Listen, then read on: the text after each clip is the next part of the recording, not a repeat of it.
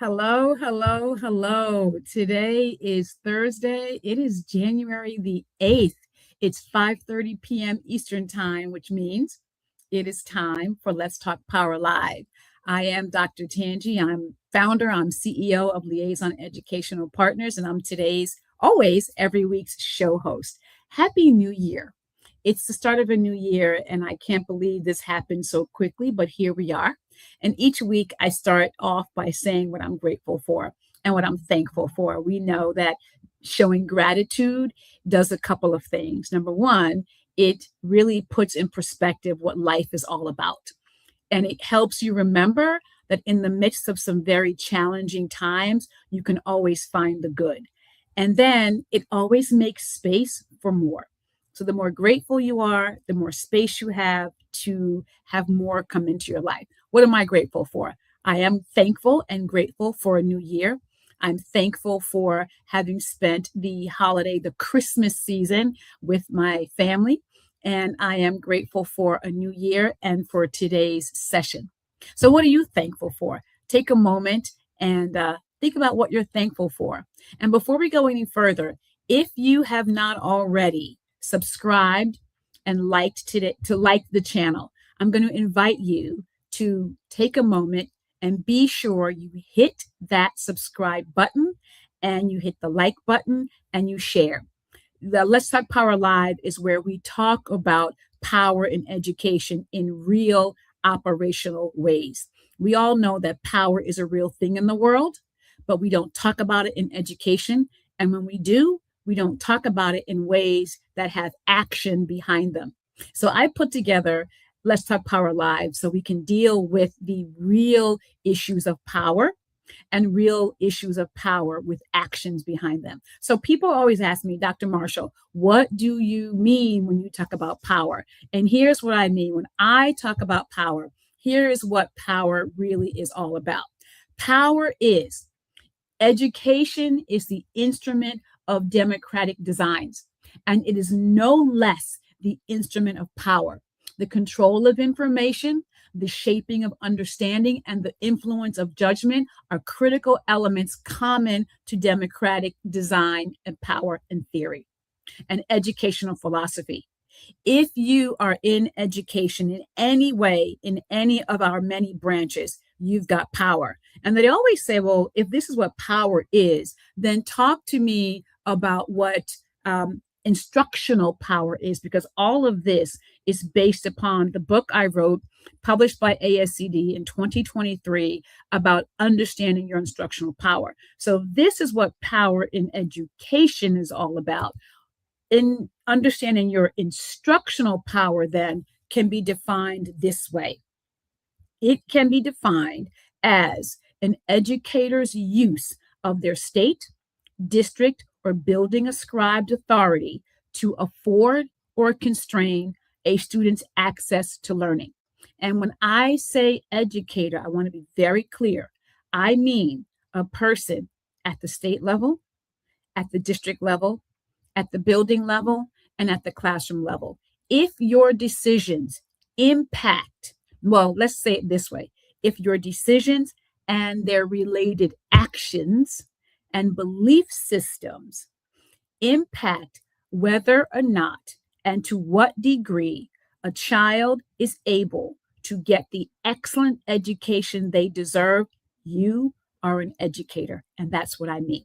So that is what I mean by power in education. And that is what I mean by instructional power itself. Now, if you were with us at the end of last year, then you know we ended last year on a high note talking to James O'Neill about the power of math instruction and how to really instruct with power and purpose in math. This week, I am thrilled to bring on a person that I hold super dear to me. And we were talking backstage, and he said, I wish we could just talk about this one thing. And I said, we're going to talk about that too. If you do not know this face, I don't know why you don't, but you should. This is Dr. Mitchell Brookins. He is a dear friend of mine, a literacy expert, consultant, managing director. And I'm excited to say he's actually going to be adding a title and it's going to be title of author. So before we go any further, I am just thrilled to bring to the stage today Dr. Mitchell Brookins. So, Dr. Brookins, here you are. So excited to have you join us. Welcome to Let's Talk Power Live. Finally. We can finally bring out our conversations and our friendship and our love for literacy together today. We sure can. So, one, just let everybody know who you are, for those who, for some reason, might not know who you are, what you do, and then we'll get started in our literacy conversation. Who am I? So I always start with this. I'm a practitioner. Mm-hmm. Believing that I am someone who truly believes that my calling is to translate evidence-based research into what it looks like into classrooms. And I study it. It started as a third grade teacher in Chicago public schools, moving to Yes. grade, fifth grade, did a little first grade, did literacy coach, did RTI coordinator. 12 years ago, I moved to New Orleans and I said, you know what? I don't want to do the district level work anymore. I want to go back to the schoolhouse. And I was a school administrator of 3 different schools here in New Orleans. And then the pandemic hit. And I said, you know what? It is time for me to really step outside of my comfort zone and really truly become a capacity builder. I wanted to support national. And one day I hope it'd be global and international. I'm there. Listen, that's, you know me, that's a whole word. I've been trying. Listen, those of you, this is going to be a real great conversation. Dr. Brookins, you already know I've been trying to get you to come to Ghana. So, those last 2 years when we had ASCD Ghana, I was like, you coming? And you're like, I don't know. But you will be international because we're going to get you to go to Ghana. We're going to get you to go to a couple other places. And so we're excited to really begin this conversation. When I reached out to you, I said, I'm going to call you Mitchell. I said, Mitchell, and we always call each other Fred. So I said, Fred, I want you to come on our show and I want you to talk about literacy. And you and I talk about literacy and power all the time. And you said, you know what, Fred? Because that's what you said back to me. You know what, Fred? Literacy is power, but too many kids don't have it. So let's begin our conversation talking about that. And here's one of the areas you talked about, this literacy war. We talk about the reading wars. And I want to go a little bit deeper than just the reading war, right? And here are some stats that you share with me, I share with you. This is part of the navel gazing, as we call it. But here we know, right? Early inequity, lasting consequences. Think about that. Students who are not proficient readers by 4th grade are far more likely to struggle academically through middle school and beyond. What say you? I couldn't hear the question. Sorry. I said, what say you to that? What do you say to that statement that, you know what, if they don't get it, this idea of reading by 4th grade, we keep hearing 3rd grade, but some people say 4th grade, that when they get to the middle grades and beyond, it's going to be a real challenge. How is it a literacy power issue? It's funny when I'm looking at these stats, the first thing that comes to my mind is Gloria Lassing-Billings. And she talks about, we don't have an achievement gap, we have an educational debt. And so when I look at these stats and I think about just the lasting consequences of being the student who, you get to 5th grade and you read at the kindergarten level. Mm-hmm. And so every class you go to, you are always dealing with some sort of inferiority. You are dealing with the struggle. You're dealing with, I've got to save face in front of my friends. I think about that, and when you see that lasting consequence, and I'll be very transparent here. I actually think about my grandmother. Mm. She passed away in 2012, but I'll never forget. Every Sunday we would come home from church and she would have the church bulletin. Yes. And she would always have to give it to my grandfather. Mm-hmm. And I'll never forget that moment when I'm like, Grandmommy, why are you always giving it to granddaddy? And I learned that she couldn't read as well. Right. And I thought to myself, wow, we're going to church every Sunday, and the amount of people who go there, and you can't read the Bible for yourself. You can't read the church bulletin for yourself. You have to give it to somebody else.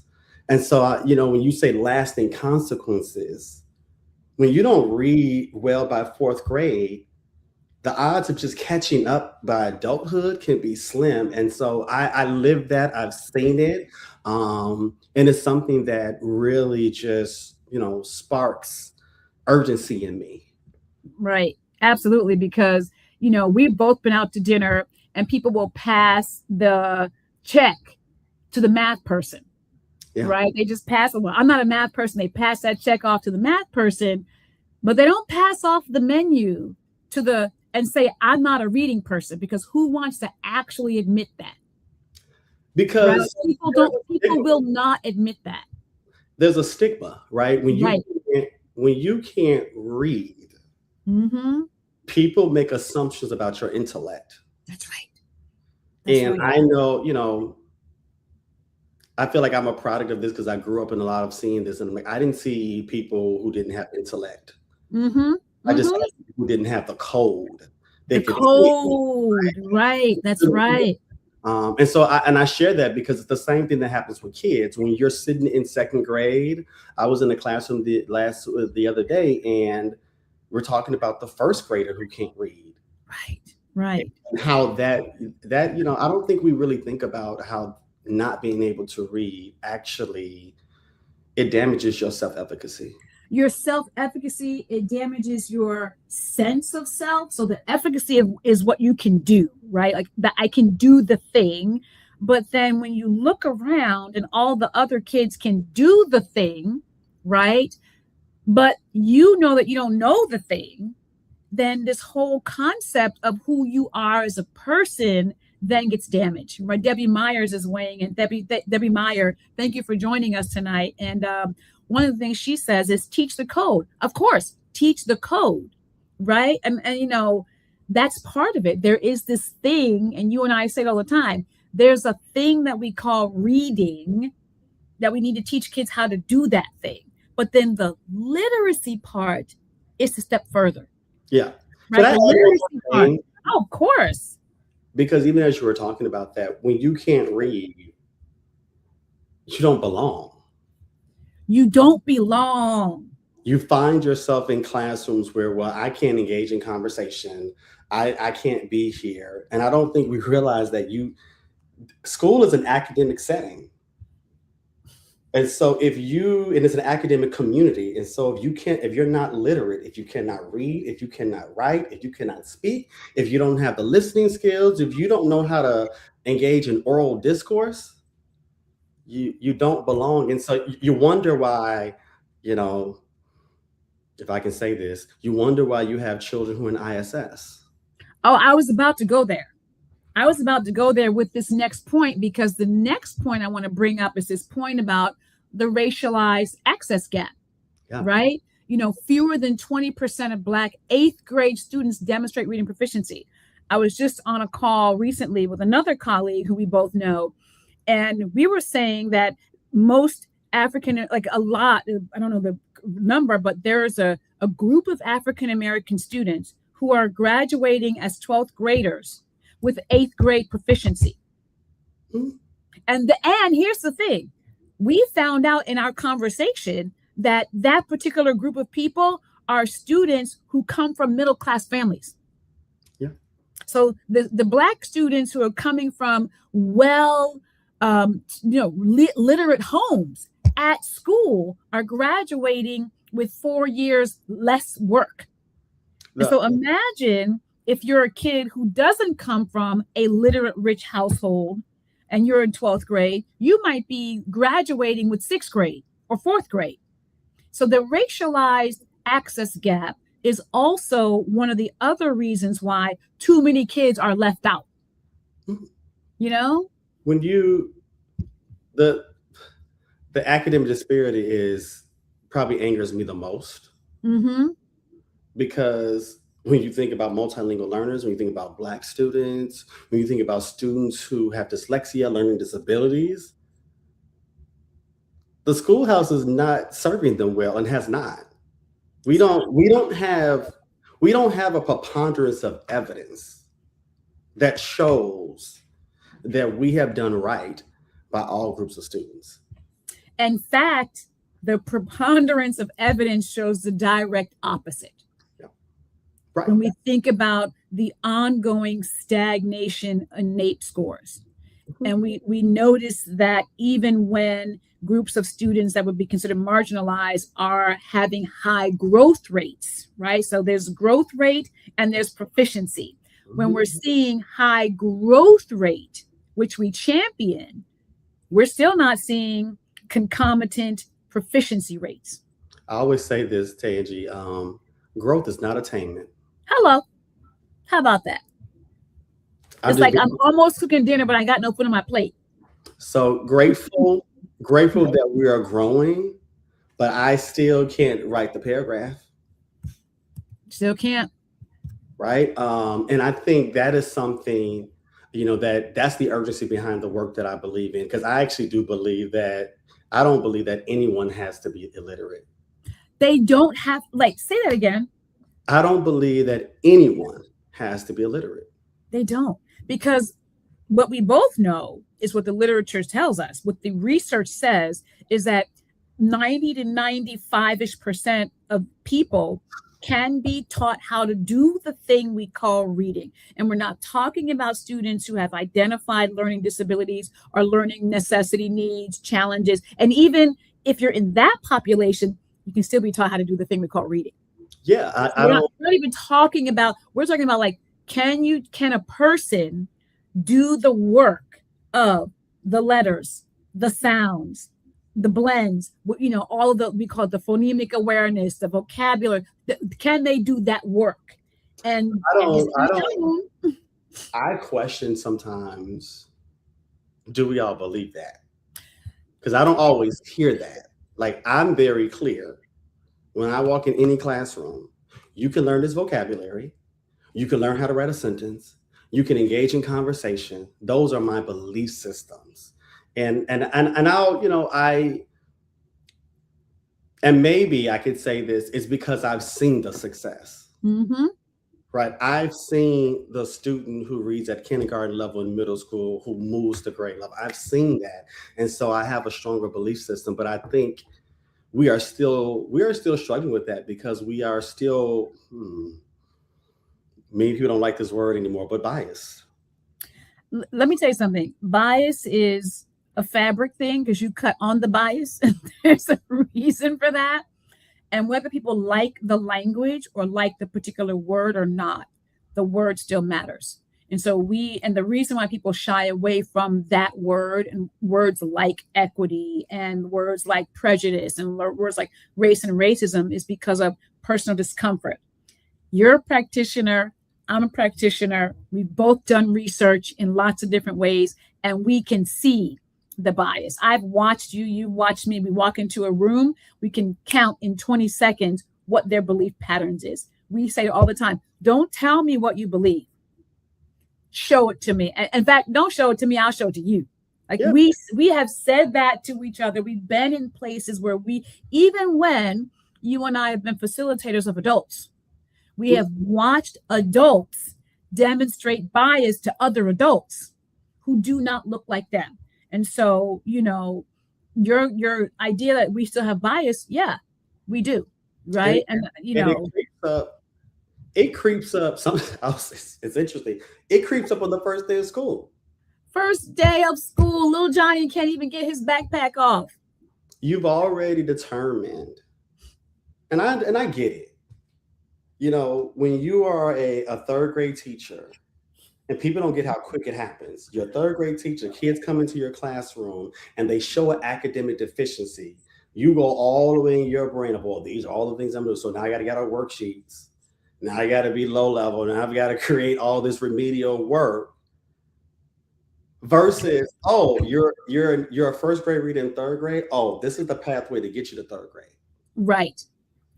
It's how we construct the language of what we do. Before we go any further, I want to remind everybody, if you are liking what we're talking about, please, these are just some of the ideas that we share. This is Dr. Mitchell Brookins is just a guest. We're going to have lots more, and we're going to be talking about power all year. Go ahead, like, subscribe, and share.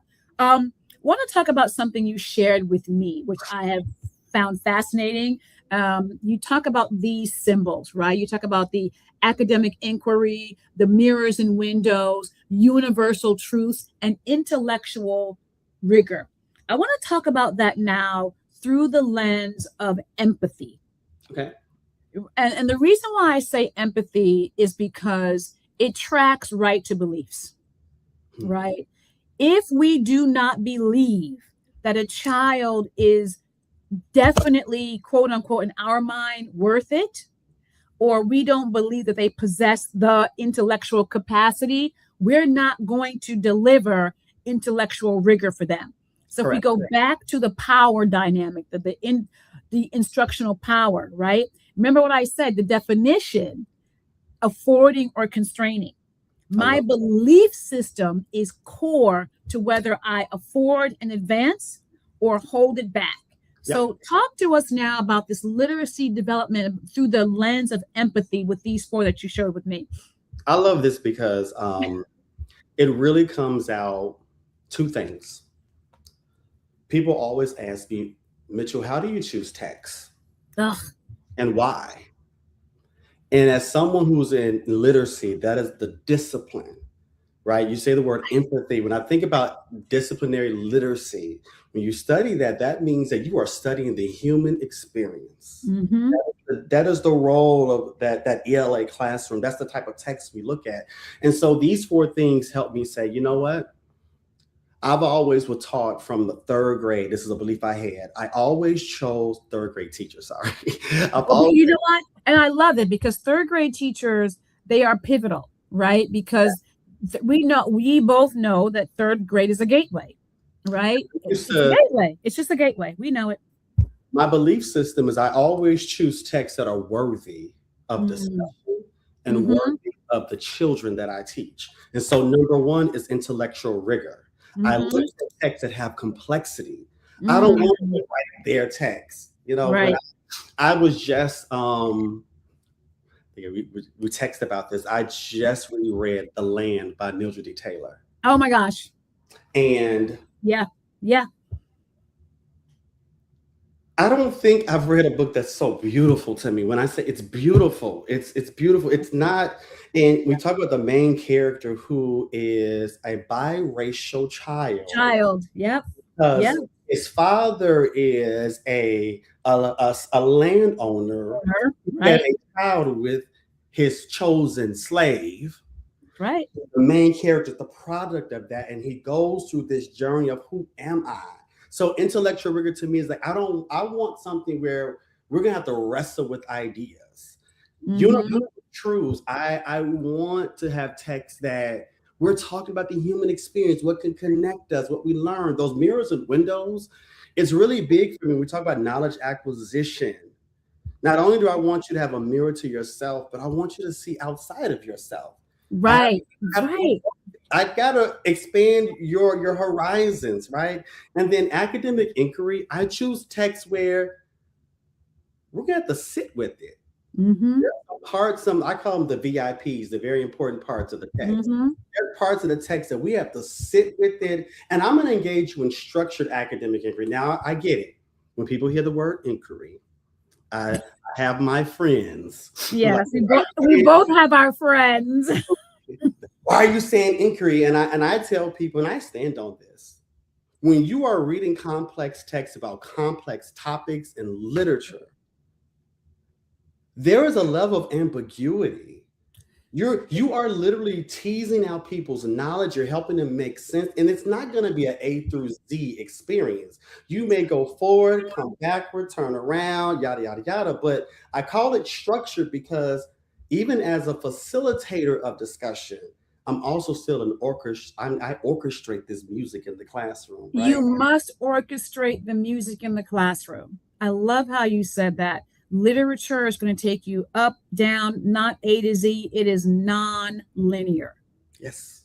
It is non-linear, and we've got to make space for that. Oh my gosh, the inquire. I love how you said that, right? And that's why that word empathy is important to me, because when you read literature, the writers are trying to open a world to you so that you understand somebody else outside of you. And you can also understand you, right? Because Right. reading can transform even how you think about yourself and others and the world. And so I just really love the word empathy, because that then allows for more insight. Mm-hmm. And I don't know, when I do, text with students, they love this. This Right. is what they want to talk about. They want to talk about it, and we keep thinking that they don't. Right? Like we keep thinking, because we have been privileging a certain kind of output. Yeah. Right. And I've been saying this, like, you heard me joke about this, like, who cares about math? Well, we all care about math, but, that's just to make my math friends, may roll their eyes. But we've been trying to mathify literacy development. And you can't mathify literacy development because it's nonlinear. A plus B isn't going to always equal C, right? 1 + 1 is not going to always come to 2, because the 1 in literacy development isn't just a single thing adding to one more single thing, now getting 2 things. Your 1 is going to be a layered 1 connecting to another layered 1, giving you a layered number 2. Yes. And so the more we try and boil it down to these very discrete outputs, the less we develop the literacy development of a person. Yes. And that's why I think it's really important that we understand that, our aim is discourse level. Mm-hmm. Oftentimes, it's decoding is one piece of it. Right. Mechanical piece and mechanical piece. Right. Right. This phoneme and this grapheme comes together, and that's what it's going to be. But when you get to talking about something that's in the color purple, or something that's Toni Morrison, one of my favorite authors is Langston Hughes. When you're reading Langston Hughes, you've got to have historical knowledge. Yes, you do. You've got to bring your personal knowledge. You've got to understand the syntax. And so it isn't as cookie cutter as we think it would be. Right. And we keep boiling it down. I read something, I read about 3 weeks ago, something said, there's no such thing as a main idea. I was like, what? But there are multiple main ideas that come together to give you a central idea. We know that in the technical sense. But the beauty of that statement is there's no one thing, because and she said, Rosenblatt said it right, when the reader and the text come together, we get something marvelous, right? This relationship between reader and text and meaning making. Now you're speaking my language, because she says reading is a transactional experience. It's a transactional experience. There's this person I haven't met who is a thing called a writer, right? They're a thing called a writer. They did this thing of putting all these words and ideas together. I pick up the book or the article or the sentence, and this wonderful, amazing thing happens. And if I would add, I love whoever said that, like, there is no such thing as a main idea, because there are texts that I read as a 14-year-old child that I came back to now that I'm over 40. Right. That you read again. And that idea has shifted. Has shifted. Mm-hmm. And to me, it's predicated on your background knowledge, your prior experiences, what you bring, and how you integrate that information with where you are as a human. And so I just think, I don't like to go off on the deep end, because I get it. There's going to be a central idea. It's got to be logical. It's got to be right. And so for those of you who are out there about to go run around and put your hair on fire, we do not mean the technical aspects of a text not having a main idea. What we are championing here is the truth and the reality that a human interacts with a text that another human developed, and main ideas shift. Now, there will be a core thing, right, that kind of unifies a text, a coherent stream and a coherent idea that brings and holds a text together, much like mayonnaise on a sandwich. But that doesn't mean that that is an absolute one-time thing. And as you age and your background knowledge increases and differentiates and intensifies, when you go back to a text, you are going to see a shift in how you understood that. That is what we mean. So back to the show. And that is a powerful statement, right? To make more space for the idea of main ideas shifting. But I want to talk about this, and you're not going to believe this. We're already at 30 minutes.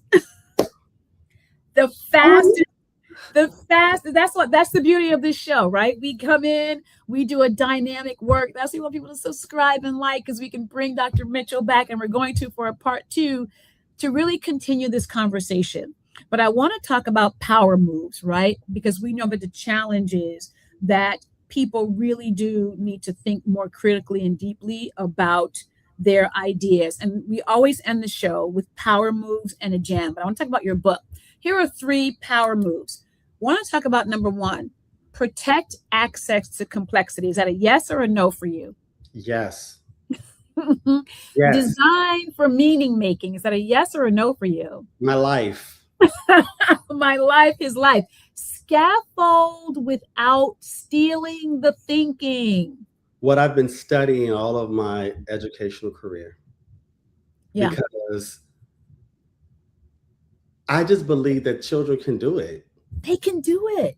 I don't have a deficit mindset about what babies can do, what middle schoolers can do. And I believe, that word scaffold means a lot to me, because I think we've done a lot of talking about it, especially since Common Core has come on for the last, since 2010.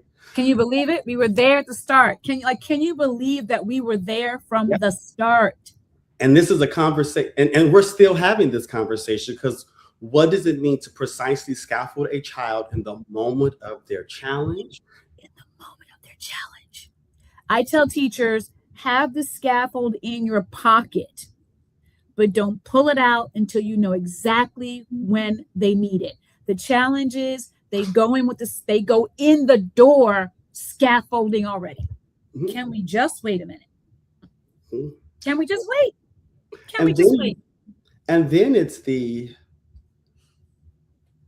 how do you put the scaffolding supports in place so students are successful? Right. Even on that first read, even on the second read, it's a continuation. And to me, scaffolding is a part of constructing meaning. It is. And you know what? I don't have to be the only one with the scaffold. I can have a reading partner. I can be in a discourse group. I can be talking to my classmate. You can do the whole 3 before me. There's a lot of strategies, right? Because teachers love a good strategy. Like, tell me the actual thing to do. But there really is space for the idea of how to support. If we think about scaffolding through the lens of supporting, and right here we have someone, it says, Ruslan, I think I have your name here. She says, scaffold is not static support. Thank you. It is dynamic and contingent. 100% dynamic and contingent. And what we both have found, you and I, is that people do not know, educators are not trained. Yeah. And educators, and because they're not trained, very tactically speaking, they still have that deficit framework. They go in and they say, so-and-so needs a scaffold. So I'm going to put this scaffold in place. And sometimes the scaffold is that they didn't understand a question. They may not. And the thing is, they may know how to do the thing you want them to do. They may have understood or misunderstood a very small part. But because we don't ask enough questions, we don't know when to pull that scaffold out of our pocket. Because I think sometimes I don't know what it is, but it's like when children, I have in my mind, when I see a student reading and they may be struggling, that is in my mind. I'm saying, okay, hold up for a second. Let me go back. Is it decoding? Is it fluency? Is it vocabulary? Is it text structure? And I have questions that I'm asking the student so that I know the move I need to make. Stop. Because that is diagnostic. Wait, stop right there. You just said it. You're asking yourself something, then you're asking the student something. Yeah. That's it. Yeah. And most times, we don't stop and ask the student questions to build their learning agency. Yeah. We don't give them space to partner with us so we can help them in the right way. Yeah. That's like, we're going to end there. We're going to end right there because that's it. And you and I are going to plan for part 2 of our session. And one of the things I want to talk about is, I always do a recap. Listen, what we learned here today is that you have to have the mindset. You must believe that kids can do it. You've got to know that they are able to do it. You must plan for meaning making. You've got to understand that scaffolding is both noun and verb. And you have to start from inside and know that your instructional power is going to either build it or hold it back. Those are the 2 things. And last but not least, I always want to offer a gem for people's journey. And you and I talked about this and the courses that we've been developing. And we are thrilled to bring to the table our Instructional Power 101, our first ever self-guided modules on the basics of instructional power. If this is you, if you want to really begin to let me just learn about this power thing, this is for you. There is a QR code for you right there, and there is the link. I'm going to actually, I can't put the link in the chat, but please go ahead, scan the QR code and get that link. We will be back next week. Go ahead and get a copy of the book, Understanding Your Instructional Power. But Dr. Brookins has a book. Last 30 seconds. Tell us about your book. Give us a teaser about your book, sir. The title is Scaffolding Complex Text. Oh my gosh, here we go. Scaffolding Complex Text. It is a text that's for teachers. It is my book for teachers on how do you plan for deeper insight. An idea is not just comprehension. We want students to have insight. And so the book is going to be coming out in 2026. Stay tuned. Pre-sales will probably start around March. Love it. I'm really excited, you all. Again, it is a text that I'm writing from my heart to the team. I can't wait to get it. We will have you back. Everybody, thank y'all so much for joining Dr. Brookins. It has been a pleasure to have you join us for Let's Talk Power Live. I'll be back next week, and we're going to do some wrapping up, some digging in. I may ask Dr. Brookins to give me some more talking points for next week. But everybody, have a great rest of your Thursday. It has been a pleasure to have y'all join us, and we'll see you soon. And remember, like, subscribe, and share.